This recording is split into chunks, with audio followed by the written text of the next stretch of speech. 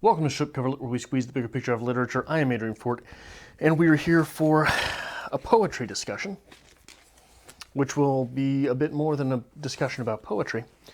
And this poem comes to us from The Complete Poems of Emily Dickinson, edited by Thomas H. Johnson, page 327, poem 657, I Dwell in Possibility, which reads as such.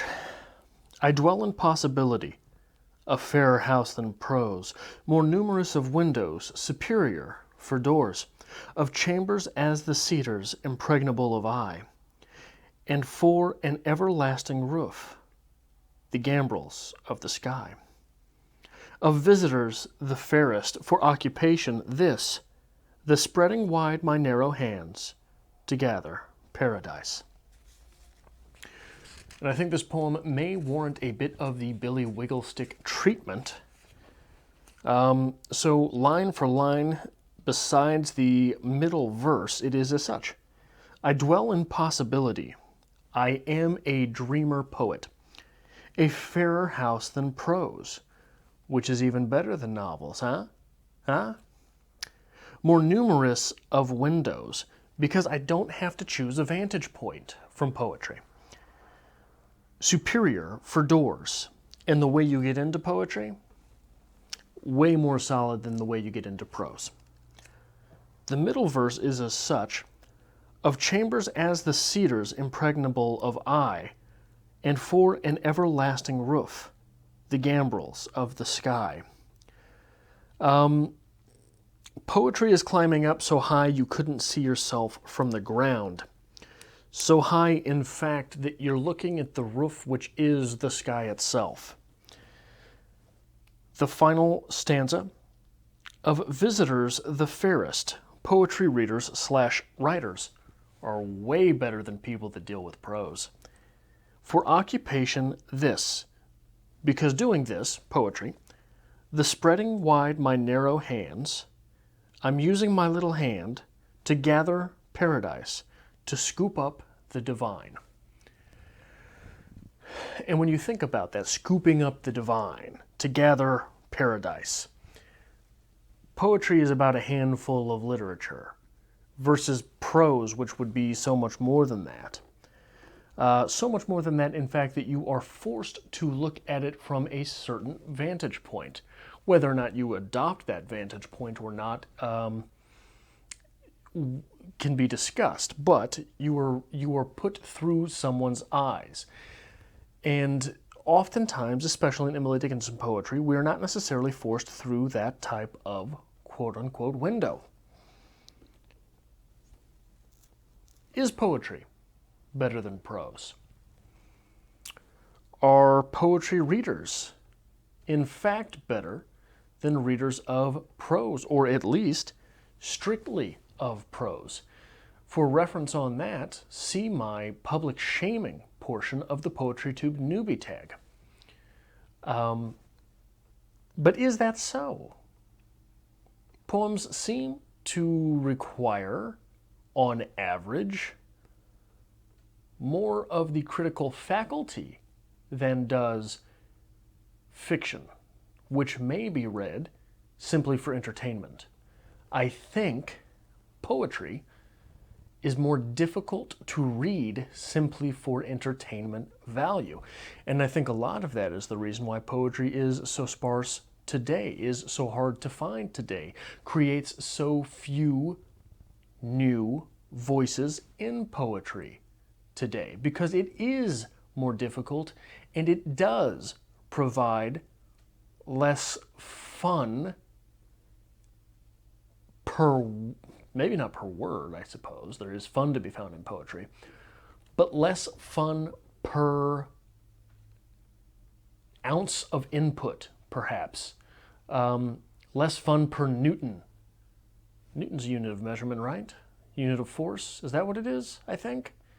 Anyway, I think that the investment required for decoding and for writing and for enjoying poetry really requires some grease on the axle, whereas being illiterate is all that it necessarily takes to be able to open a novel and enjoy it.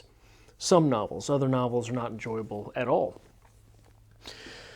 But is poetry then more divine than prose literature?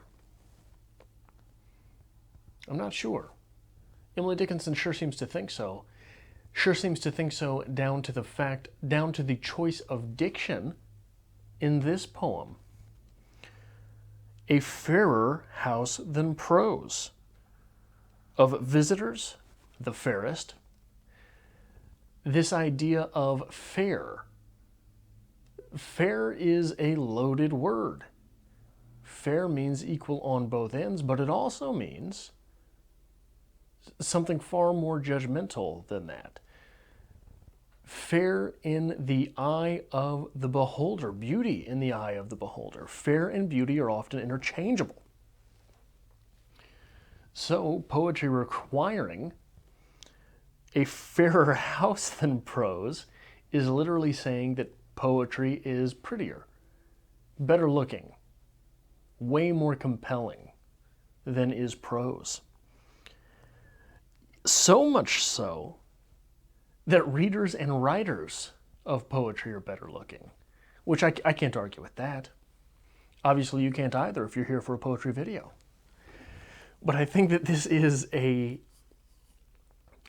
interesting insight to the mind of Emily Dickinson. And perhaps I'm reading this poem wrong from the get-go, but through this interpretation, it certainly is something to behold. And it is a view from which to be beholden. It is something different, perhaps, than we often get from Emily Dickinson. But maybe it's not. Maybe I just haven't read, maybe I'm A, reading this wrong, or B, have not read many Emily Dickinson poems correctly. But I think that opening up the conversation for this poem is that central question, is that central assertion from Dickinson. Is poetry better than prose? Does it require you to be better looking to read poetry? Probably. But again, I think that a lot of the impetus on the reader that goes into constructing meaning from poetry is troubling to modern readers who are functionally, many of which are functionally illiterate. This is not to say illiterate. They can read the words. But to be functionally illiterate is to stop at the words, is to not be privy of the meaning behind phrases, as opposed to simply glossing over them with your eyes. I think that it was Kurt Vonnegut, for sure. I don't remember in what interview, but he said basically that the problem with American readers is that all of the art that they consume on a daily basis is an advertisement. There are advertisements everywhere. Americans are constantly inundated with them. And the purpose of an advertisement is single-fold. It is to sell you something. There is no other purpose behind there. Art is not so. But in the presence of advertisements and the absence of art, many readers are left to think that there is a single purpose behind each piece of literature. And it's one of the things that has... I'm going to open this can of worms. It's been so troubling to me since joining BookTube, the constant argument against or for something in literature. That's not what literature's for. Literature is...